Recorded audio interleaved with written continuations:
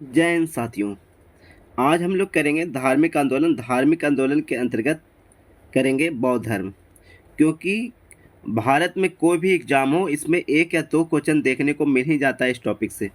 तो बौद्ध धर्म और जैन धर्म जो है ना, काफ़ी इम्पोर्टेंट हो जाता है। तो हम लोग आज बौद्ध धर्म करेंगे और अगले वीडियो में जैन धर्म को भी कवर करेंगे।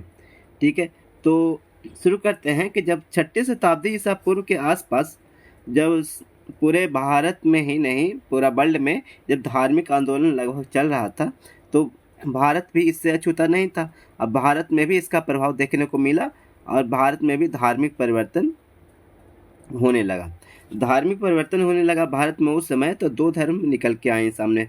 6ठी शताब्दी ईसा पूर्व के आसपास एक बौद्ध धर्म, एक जैन धर्म। तो जैन धर्म के बारे में अगले वीडियो में हम लोग देखेंगे। बौद्ध धर्म के बारे में आज हम लोग विस्तृत अध्ययन करेंगे। ठीक है, नेक्स्ट देखिए बौद्ध धर्म के संस्थापक गौतम बुद्ध हुए। इन्हें एशिया का ज्योतिपुंज भी कहा जाता है। एशिया का ज्योतिपुंज कहा जाता है इसे। इन्हें किन को? तो गौतम बुद्ध को बोला जाता है एशिया का ज्योतिपुंज। और ये भी कभी पूछे कि एशिया का ज्योतिपुंज इन्हें कौन कहे थे, तो इनका ये नाम दिए हैं लाइट ऑफ एशिया, मतलब एशिया का ज्योतिपुंज। उनका नाम है sir Edwin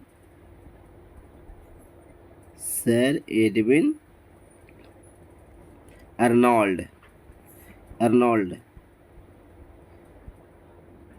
sir Edwin Arnold हैं जो एक ग्रंथ लिखे थे। वो ग्रंथ का नाम ही दिए थे लाइट ऑफ एशिया। तो और उनमें गौतम बुद्ध को बोला गया था लाइट ऑफ एशिया। ठीक है, तो लाइट ऑफ एशिया नामक ग्रंथ के रचनाकार कौन है? तो सर एडविन अर्नोल्ड। या पूछे कि एशिया का ज्योतिपुंज या लाइट ऑफ एशिया कौन बोले हैं इनको, तो सर एडविन अर्नोल्ड। ठीक है, नेक्स्ट देखते हैं।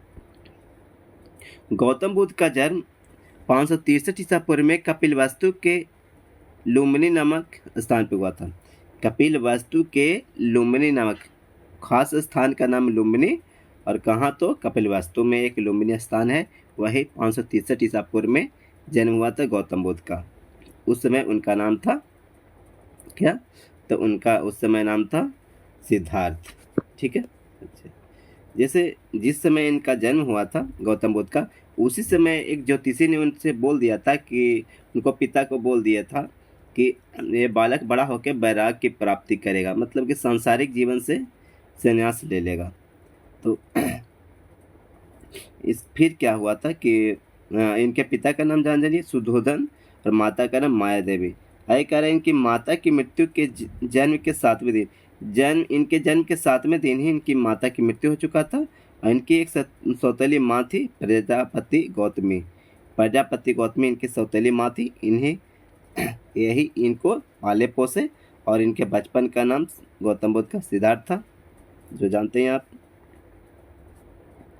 बचपन से ही गौतम बुद्ध का मन आध्यात्मिक की ओर था, इसलिए इन्हें के पिता, जैसे देखिए आध्यात्मिकता की ओर इनका ध्यान तो था ही।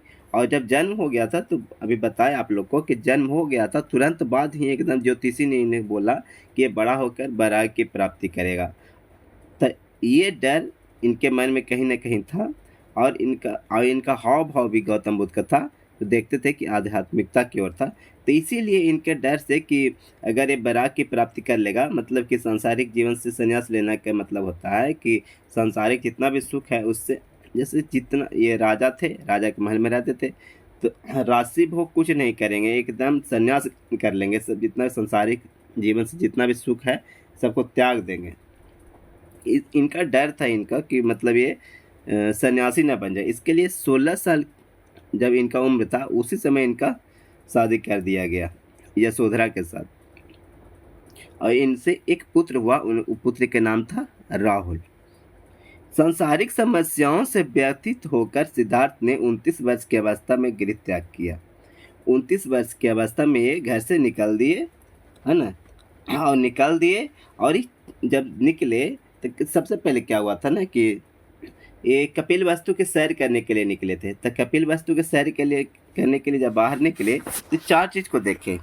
पहला, देखिए इसका एक ट्रिक है, B2H2, ठीक है। मतलब बी से दो गो, एक सबसे पहले देखें बूढ़ा व्यक्ति को, बूढ़ा व्यक्ति और बीमार, दो हो गया बी से, एक बूढ़ा एक बीमार, ठीक है। अच्छा ए से दो गो, ए से भी दो गो, एक है सब को देखे मतलब लाश को, है ना, और सब को देखे, और दूसरा देखे सन्यासी को, सन्यासी को, मतलब ये चार चीज़ें देखे थे, एक बूढ़ा व्यक्ति, बीमार व्यक्ति, शैव और सन्यासी, ये चार चीज़ें देखें। और उनका जो अंगरक्षक था वहाँ पे साथ में, वो और संरक्षक था, और बहुत सारे जो उनके साथ में लोग चल रहे थे, क्योंकि ये राजकुमार थे। तो वो सब से पूछते थे कि ये जो बूढ़ा व्यक्ति है ये क्या है। तो बोले कि हर कोई एक दिन बूढ़ा व्यक्ति बनेगा। बीमार के देखे तो बोले कि कोई भी बीमार हो सकेगा। और पूछे गौतम बुद्ध क्या हम ये बुद्ध अभी नहीं हुए हैं ना, अभी क्या नाम है इनका, अभी तो सिद्धार्थ है। तब पूछे कि हम भी होंगे, तो हाँ आप भी बीमार होइएगा, आप भी एक दिन बूढ़ा होइएगा। सब को देखे तो बोले कि ये क्या है, तो बोले कि ये सब है, सब मतलब एक दिन हर आदमी को मरना है। तो फिर लास्ट में सन्यासी को देखे तो बोले कि ये क्या है, तो बोले ये सन्यासी है, बाकी संसारिक जीवन से इनको कोई मतलब नहीं है। तो यही रास्ता को चुने, सन्यासी के रास्ता को चुने, और 29 वर्ष की अवस्था में घर से निकल दिए। और 29 वर्ष की अवस्था में घर से निकल दिए तो बौद्ध धर्म में इस घटना को कहा जाता है महाभिनिष्क्रमण। क्या कहा जाता है? महाभिनिष्क्रमण कहा जाता है। अच्छा, ज्ञान की खोज में बुद्ध इधर उधर भटकते रहे, और फिर एक गुरु इनको मिले, गुरु का नाम था आलार कलाम। तब पूछे कि बुद्ध भगवान के प्रथम गुरु था आलार कलाम, बुद्ध भगवान के प्रथम गुरु आलार कलाम, ठीक है। नेक्स्ट चलते हम लोग आगे। कठिन तपस्या के बाद 35 वर्ष की आयु में वैशाख की पूर्णिमा की रात निरंजना नदी के किनारे पीपल वृक्ष के नीचे सिद्धार्थ को ज्ञान की प्राप्ति हुई। निरंजना नदी ये बोधगया में है, मतलब फल्गु नदी को निरंजना के नाम से जाना जाता है बोधगया में। फल्गु नदी को ही बोधगया में निरंजना नदी के नाम से जाना जाता है।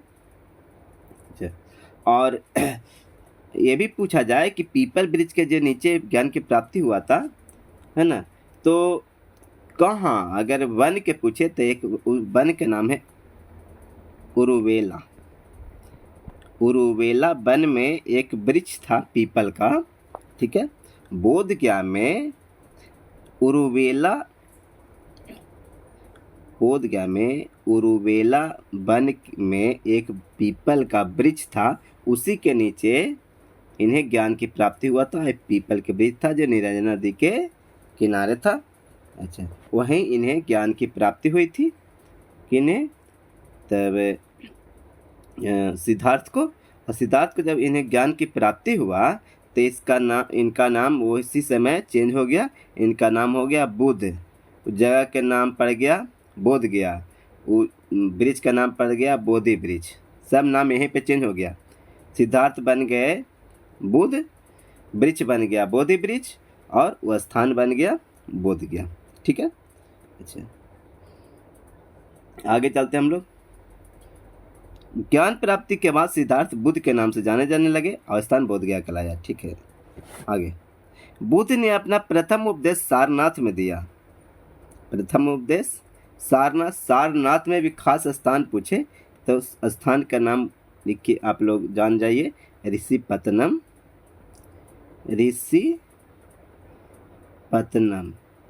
है ना, ऋषिपत्तनम नामक स्थान पे। सारनाथ में कहाँ, ऋषिपत्तनम नामक स्थान पे वो प्रथम उपदेश दिए थे, ठीक है। बौद्ध ग्रंथों में धर्म चक्र परिवर्तन जैसे पहला उपदेश दिए तो वो घटना कहलाया धर्म चक्र परिवर्तन। प्रथम उपदेश का क्या कहलाया? धर्म चक्र परिवर्तन कहलाया। और ये उपदेश दिए थे कौन सा लैंग्वेज में? तो पाली लैंग्वेज में, मैंने पाली भाषा में उपदेश दिए थे। सबसे पहला उपदेश सारनाथ में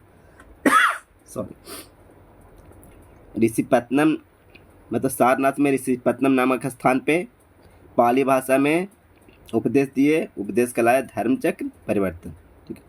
और नीचे देखिए एक और नोट में दिया हुआ, बुद्ध ने अपने सर्वाधिक उपदेश कौशल देश की राजधानी श्रावस्ती में दिया। कौशल देश की राजधानी श्रावस्ती में सर्वाधिक उपदेश दिए कौन? बुद्ध। आ गया। अच्छा हाँ, एक चीज आओ यहाँ पे जान जाइए। उपदेश दिए थे, प्रथम उपदेश जब दिए थे ना, यहाँ पे प्रथम उपदेश सारनाथ में है, तो यहाँ पे लगे ये भी जाने ही जाइए, देख बताते हैं कि प्रथम उपदेश दिए थे सारनाथ में, तो ये 5 शिष्यों को दिए थे। 5 शिष्यों का नाम बहुत इंपॉर्टेंट है, ऑप्शन में दे देता है 4 के, 3 के दे देगा, एगो से पूछेगा कि इनमें से कौन नहीं है, 3 के नाम रहेगा, एगो और नाम और में कुछ दे देगा, है ना। तो हम लोग सभी का नाम जानेंगे, 5 का नाम जानेंगे। तो एक का नाम आनंद, उपाली,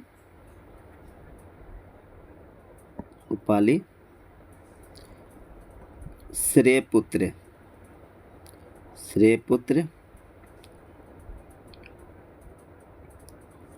मोगलान, एक और अश्वजीत।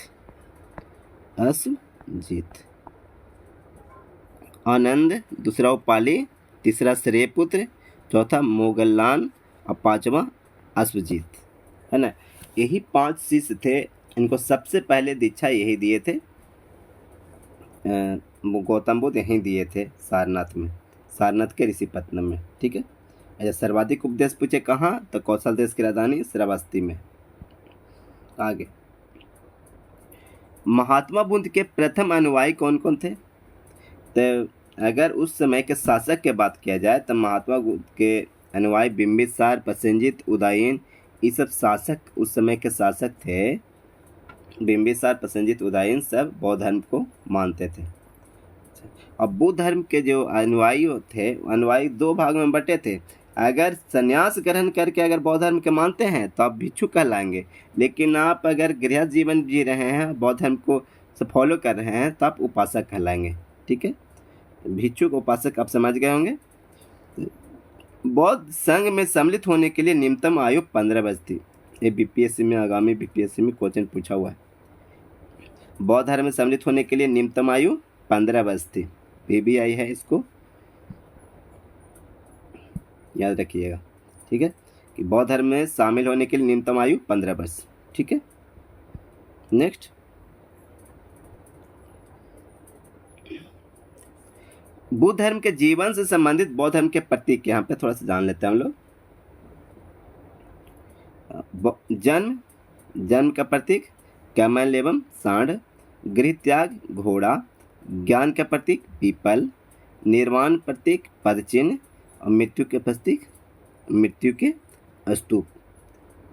बौद्ध धर्म है ना, जब पूर्ण जन्म में विश्वास तो रखती थी, लेकिन अभी भी पूर्ण जन्म में विश्वास रखती है बौद्ध धर्म, लेकिन आत्मा की परिकल्पना ये नहीं करती है। ये नहीं, मतलब हम हिंदू धर्म में क्या होता है कि आत्मा अमर है, मतलब आत्मा का ही मृत्यु नहीं है, और आत्मा ही अगला जो भी कोई भी जिसमें अगर जन्म होगा आपको, तो वही आत्मा उसमें समा जाएगी, आत्मा कहीं मरती नहीं है। लेकिन ऐसा बौद्ध धर्म में नहीं है। बौद्ध धर्म में आत्मा कोई नहीं मानते हैं, लेकिन पुनर्जन्म को मानते हैं, ठीक है। आगे देखते हैं। 80 वर्ष की अवस्था में 483 ईसा पूर्व में कुशीनगर कहाँ, यूपी में, कुशीनगर में बुद्ध का निधन हो गया, जिसे बौद्ध धर्म में महापरिनिर्वाण कहा गया। ये घटना जो मृत्यु हुआ, वो घटना महापरिनिर्वाण कहा गया। और महापरिनिर्वाण कहाँ, तो कुशीनगर में। कुशीनगर कहाँ, यूपी में। निधन के पश्चात बुद्ध के अस्थि अवशेषों को भारत के 8 जगहों पर स्थापित कर दिया गया, और जहाँ स्थापित किया गया वहाँ स्तूपों का निर्माण किया गया, जिसमें से सबसे बड़ा स्तूप सांची का स्तूप है। सांची का स्तूप पूछे कहाँ है, तो एमपी में। सांची का स्तूप एमपी में। और सांची का स्तूप कौन बनवाया था, ये भी अगर आए क्वेश्चन, तो अशोक। सांची का स्तूप अशोक द्वारा बनवाया गया, कहाँ, एमपी में, ठीक है। अच्छा,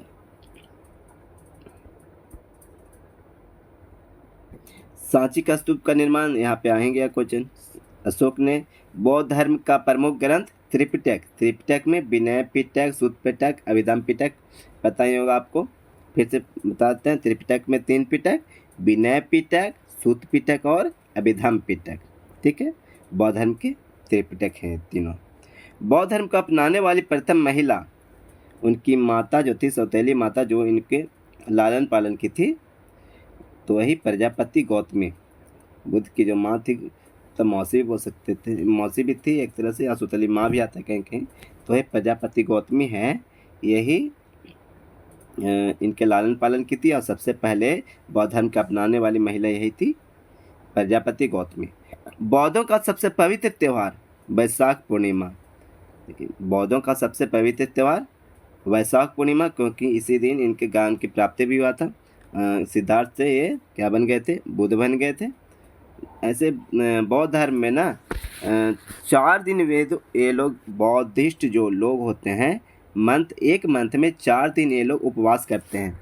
मतलब एक तो हो गया पूर्णिमा, सभी पूर्णिमा को, ये तो वैशाख पूर्णिमा तो इनके लिए तो महत्वपूर्ण है ही, लेकिन हर मंथ के पूर्णिमा को,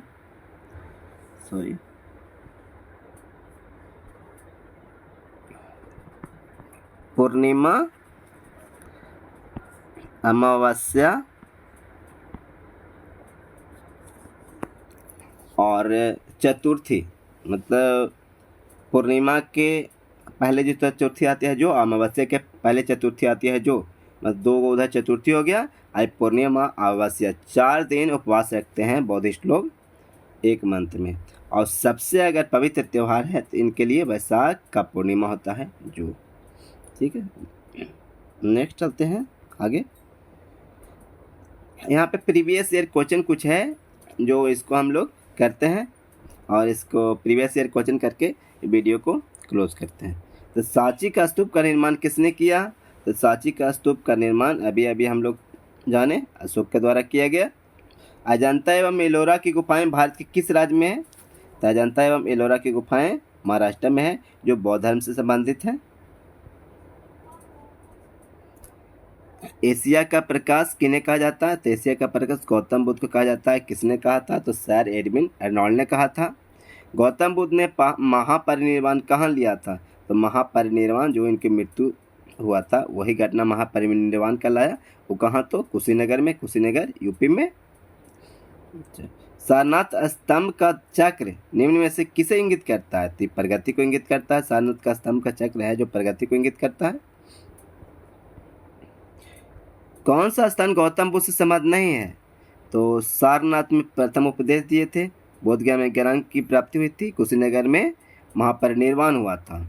अब पावापुरी से संबंधित नहीं है, पावापुरी चल जाइए, जैन धर्म में पढ़ेंगे तभी इनके बारे में, इस जगह के बारे में पढ़ेंगे। ठीक है।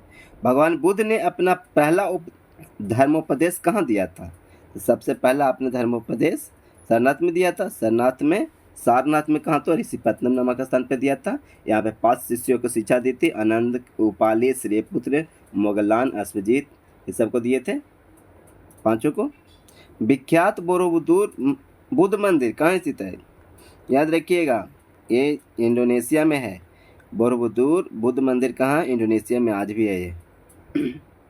सामने देखिए, यहाँ पे दिया हुआ भी है। यहाँ पे जो आप चित्र देख रहे हैं ना, इंडोनेशिया के बोरोबुदुर बुद्ध मंदिर का चित्र है।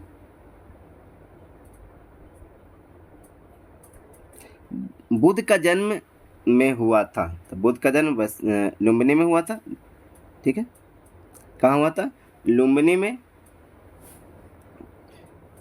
वही कपिलवस्तु में एक जगह था लुम्बिनी, यही नहीं हुआ था। तो यहाँ पे प्रॉपर कहे तो लुम्बिनी, ऐसे राज्य बोले तो कपिलवस्तु, लेकिन यहाँ पे क्या कपिलवस्तु लुम्बिनी है तो लुम्बिनी मारिएगा आप लोग। गौतम बुद्ध का वास्तविक नाम सिद्धार्थ था। त्रिपिटक धर्म ग्रंथ का संबंध किस धर्म से? त्रिपिटक बौद्ध धर्म से है। विनय पिटक, सुत्त पिटक और अभिधम पिटक। बौद्ध धर्म का संरक्षक कुषाण शासक कौन? तो कनिष्क। बुद्ध के मृत्यु जहाँ हुई थी वह स्थान अब क्या कहलाता है?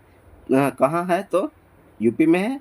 धर्म चक्र परिवर्तन किया था। धर्म चक्र परिवर्तन कहाँ? सारनाथ में। प्रथम उपदेश कहलाता है धर्म चक्र परिवर्तन, कहाँ? सारनाथ वाला।